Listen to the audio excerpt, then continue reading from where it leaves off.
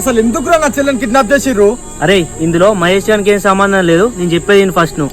ఏంటిదో చెప్పరా? అరే ఈ చెల్లెని కిడ్నాప్ చేసి నేను రా, దీంట్లో మహేష్ గారికి ఏం సంబంధం లేదు. నువ్వేమన్నా అంటే నన్నాను రా. అరే సాగర్ గా నిన్న ఎంత నమ్మినరా, నా చెల్లెని ఎందుకు కిడ్నాప్ చేసినవరా? అసలు నా చెల్లేదురా ఇప్పుడు. మీకు తెలుసు కదా నా చెల్లె అంటే నాకు ఎంత ఇష్టమో, ఒక్కసారి చెప్పాను రా నా చెల్లె ఎక్కన్నదో.